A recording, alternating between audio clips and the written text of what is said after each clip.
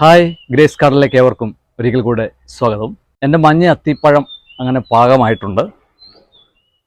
മഞ്ഞ അത്തിയിൽ ആദ്യമായിട്ടാണ് ഈ പ്രാവശ്യം ഏകദേശം ഒരു വർഷത്തിൽ താഴെയായിട്ടുള്ളൂ ഈ പ്ലാന്റ് ഞാൻ നട്ടിട്ട്. 4 അത്തി ഇതിലുണ്ടായി. ആ 4 അത്തിയും പിടിച്ച് കിട്ടി എന്നുള്ളതാണ് ഈ ഒരു അത്തിയുടെ പ്രത്യേകത. ഇത് ഡയാന അഥവാ മഞ്ഞ അത്തിയാണ്. ഇത് പഴുത്തിപ്പോൾ ഇതിലേക്ക് വീണിരിക്കുകയാണ്. ഞാൻ പക്ഷികളുടെയൊക്കെ ഒരു ആക്രമണം ഉണ്ടായിരിക്കാൻ വേണ്ടിയിട്ട് നമ്മൾ കവറിട്ടിരുന്നു. എന്തായാലും പഴുത്തിപ്പോൾ കവറിലേക്ക് വീണിരിക്കുകയാണ്. എനിക്കിതുകൂടാതെ ഈജിപ്ഷ്യൻ അത്തിയുണ്ട്. ഈജിപ്ഷ്യൻ അത്തിയാണിത്. ഇതെൻ്റെ ഒരു ഫ്രണ്ടിൻ്റെ വീട്ടിൽ നിന്ന് ഞാൻ കൊണ്ടുവന്നതാണ്. അദ്ദേഹത്തിന് ഇത് നന്നായിട്ട് കാച്ചു. നല്ല രീതിയിൽ ഇതിൽ ഫ്രൂട്ട് ഉണ്ടായി. തീർച്ചയായിട്ടും ഒരെണ്ണം അദ്ദേഹം വെക്കണമെന്നും പറഞ്ഞ് എനിക്ക് തന്നുവിട്ടതാണ്. എന്തായാലും അത് ഇവിടെ വളർന്നു വരുന്നുണ്ട്.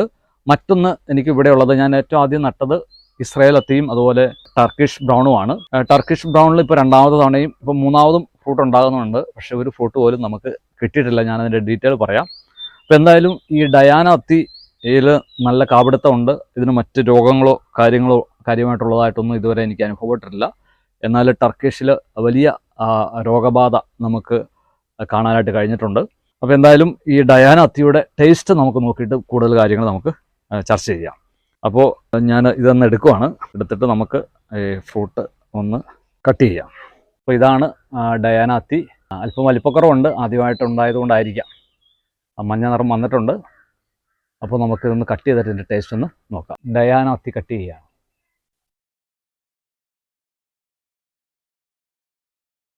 നല്ല സ്മൂത്തായിട്ട് പോരുന്നുണ്ട്. അകത്ത് നല്ല സീഡുകളുണ്ട്. നന്നായിട്ട് സീഡ് അകത്ത് കാണാൻ കഴിയും. ടേസ്റ്റ് ഒന്ന് പരിശോധിക്കാം. ചെയ്തു. ഇനി ഇതിൻ്റെ ടേസ്റ്റാണ് അറിയേണ്ടത്. എങ്ങനെയുണ്ടെന്ന് നോക്കാം. കുഴപ്പമില്ല, അത്യാവശ്യം നന്നായിട്ട് മധുരമുണ്ട്, ഒരു നല്ലൊരു ഫ്ലേവറുണ്ട്. ഇപ്പം എന്തായാലും നമ്മുടെ വീടുകളിൽ വെക്കാൻ പറ്റിയ ഒരു ഇനമാണ് ഈ ഡയാന. ഇതെൻ്റെ ടർക്കിഷ് ബ്രൗൺ അത്തിയാണ്. ടർക്കിഷിൻ്റെ 2 പ്ലാന്റ് എനിക്കുണ്ട്. ഇത് ഞാൻ ഏകദേശം ഒരു വർഷം കഴിഞ്ഞു ഈ പ്ലാന്റ് നട്ടിട്ട്. അപ്പോൾ ഇതിന് വന്ന പ്രശ്നം, ഇതിൽ 1 വർഷത്തിന് ശേഷമാണ് എനിക്ക് ആദ്യമായിട്ട് ഫ്രൂട്ട് ഉണ്ടായത്. ആ 2 ഫ്രൂട്ടും എനിക്ക് നഷ്ടപ്പെട്ടു. അതിനുശേഷം 2ാമതുണ്ടായ ഫ്രൂട്ടാണ്. ഇപ്പോൾ ഇതിൻ്റെ ഒരു അവസ്ഥ നിങ്ങൾ കണ്ടോ? ഇത് ഫംഗസ് ബാധിച്ചിട്ടാണ്. ഇതുണ്ടോ, ഇവിടെ ഫംഗസ് വന്നിട്ട് ഇത് നമുക്ക് കാണാൻ കഴിയും. ഇങ്ങോട്ടൊക്കെ വന്നിട്ട് ഇത് ഫംഗസ്, ഇവിടെ ഒരു ഫംഗസ് ബാധിച്ചിട്ടുണ്ട്. ഇവിടെ ഇനി കുറച്ചുകൂടെ കയറി കഴിഞ്ഞാൽ ഇതുപോലെ ഒടിഞ്ഞു പോകും. ഇതിൽ നന്നായിട്ട് സ്റ്റമ്പുകളൊക്കെ വന്നെങ്കിലും ഇപ്പോൾ 4 പഴം മൊത്തം ഇതിലുണ്ടായി. കാപിടുത്തത്തിനും വളരെ ബുദ്ധിമുട്ടാണ്, പിടിച്ചു വരാനും ബുദ്ധിമുട്ടാണ്. അതുപോലെ പെട്ടെന്ന് ഫംഗസ് ബാധ ഏൽക്കുന്നു. ഇപ്പോൾ നമ്മൾ മഴ നനയാതൊക്കെ വെച്ചിട്ട് ഇതിൽ ഫംഗസ് വന്നിരിക്കുകയാണ്. ഇവിടെ ഫ്രൂട്ട് ഉണ്ടായി വരുന്നുണ്ട്, പക്ഷേ ഇതിൻ്റെ ആ മെയിൻ കമ്പിലാണ് ഇപ്പോൾ ഈ ഫംഗസ് വന്നിരിക്കുന്നത്. അപ്പോൾ ടർക്കിഷ് അത്തി വെക്കുമ്പോൾ ശ്രദ്ധിക്കേണ്ട ഒരു കാര്യം, നമ്മൾ ടർക്കിഷ് ബ്രൗണ് ഫംഗസിൻ്റെ ആക്രമണം വളരെ കൂടുതലാണ്. അതുപോലെ ഫ്രൂട്ട് ഉണ്ടാകാനും താമസമുണ്ട്. എന്നാൽ പെട്ടെന്ന് ഫ്രൂട്ട് ഉണ്ടാകുന്ന ഇനമാണ് നമ്മുടെ ഈ ഡയാന ഫ്രൂട്ട്. അതുപോലെ ഈജിപ്ഷ്യൻ അത്തിയും നന്നായിട്ട് കാപിടുത്തമുണ്ട്. അത്യാവശ്യം ടേസ്റ്റും മധുരമൊക്കെ ഉള്ള ഇനമാണ്. നമുക്ക് ഈ ഫംഗസിനെ പ്രതിരോധിക്കാനായിട്ട് തണ്ടുകളിൽ നമുക്ക് ബോഡോ മിശ്രിതം വേണമെങ്കിൽ വെച്ച് കൊടുക്കാം. അല്ലെങ്കിൽ ഇപ്പോൾ ഞാനിവിടെ ഒരു അക്കോമിൻ 40 എന്ന് പറഞ്ഞൊരു തടികളിൽ ഫംഗസ് ബാധിക്കുമ്പോൾ അതിനെതിരെയുള്ളൊരു ഫംഗിസൈഡാണ്. കുരുമുളക് ഒക്കെ ഋതുവാട്ടത്തിന് ഉപയോഗിക്കുന്നതാണ്. അപ്പോൾ നമുക്കതൊന്ന് സ്പ്രേ ചെയ്ത് കൊടുക്കാം. ഇപ്പോൾ ടർക്കിഷ് ബ്രൗൺ അത്തി വെച്ചിട്ടുള്ളവർ ഈ കാര്യം ഒന്ന് പ്രത്യേകം ശ്രദ്ധിക്കണം. ഫംഗസ് ആക്രമണം വളരെ രൂക്ഷമാണ്. അതുപോലെ കാപിടുത്തത്തിനും അല്പം പ്രയാസമുണ്ട്. അതുപോലെ ഫ്രൂട്ട് ഉണ്ടാകാനും താമസം വരുന്നുണ്ട്. എന്നാൽ ഇസ്രായേൽ അത്തിക്ക് അത്രയും ഒരു ഫംഗസ് കാണുന്നില്ല. അതുപോലെ നമ്മൾ വിളവെടുത്ത ഡയാന അത്തിക്ക് പ്രശ്നങ്ങളൊന്നും കാണിക്കുന്നില്ല. അതുപോലെ ഈജിപ്ഷ്യൻ അത്തിക്കും വലിയ മഴ നനഞ്ഞു കഴിഞ്ഞാൽ പെട്ടെന്ന് ഫംഗസ് ബാധ ഉണ്ടാവും. അപ്പോൾ ഇപ്പോൾ ഈ തടികളിൽ ബാധിക്കുന്ന ഫംഗസിനെ ഇതിനായിട്ട് ഉള്ളിലേക്ക് ഇറങ്ങി ചെല്ലാനായിട്ട് അക്കോമിൻ 40, ഇതാണ് അക്കോമിൻ 40. പെപ്പർ സ്പെഷ്യലാണിത്, അക്കോമിൻ 40. അപ്പോൾ ഞാനൊരു 4 മില്ലിയാണ് 1 ലിറ്ററിൽ എടുക്കുന്നത്. അപ്പോൾ അത് നമുക്ക് ഈ തണ്ടുകളൊന്ന് സ്പ്രേ ചെയ്ത് കൊടുക്കാം. അപ്പോൾ അത്തി സെലക്ട് ചെയ്യുമ്പോൾ നല്ല ഇനങ്ങൾ നോക്കി സെലക്ട് ചെയ്യുക. പ്രത്യേകിച്ച് നമുക്ക് രോഗബാധ കൂടുതലുള്ളത് നമ്മൾ ഒഴിവാക്കുന്നത് തന്നെയാണ് നല്ലത്.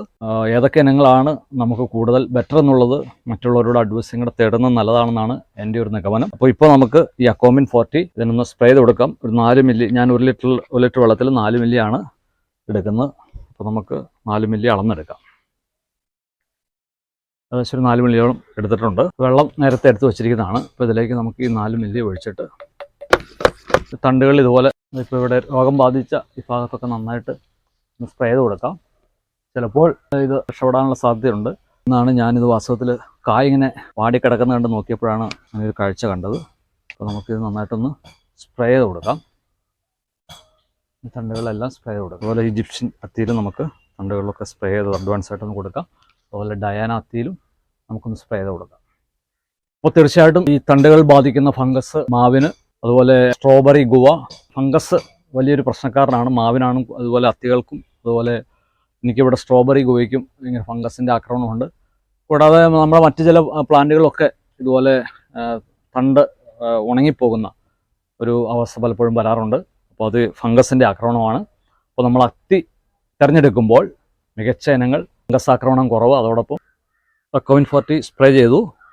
ഇനിയിപ്പോൾ ഇത് കണ്ടില്ലേ, ഈ ഇതിൻ്റെ അകത്ത് പല പ്രാവശ്യം അത്തി ഉണ്ടായതാണ്, പക്ഷേ ഇതെല്ലാം ഇങ്ങനെ ഫംഗസ് വന്ന് നഷ്ടപ്പെട്ടു പോയി. കണ്ടില്ലേ. പിന്നെ ഈ കമ്പ് നമ്മൾ ഇവിടെ നിർത്താൻ പാടില്ല. ഈ ഫംഗസ് ബാധയുടെ ഇപ്പുറം വെച്ച് നമ്മൾ കട്ട് ചെയ്യുക. കട്ട് ചെയ്തിട്ട് നമ്മളത് കത്തിച്ച് കളയണം. ഫംഗസ് ബാധിക്കുന്ന കമ്പുകളെല്ലാം നമ്മളിങ്ങനെ വെട്ടിയെടുത്ത് ഇത് കത്തിച്ച് കളയാനായിട്ട് പ്രത്യേകം ശ്രദ്ധിക്കണം.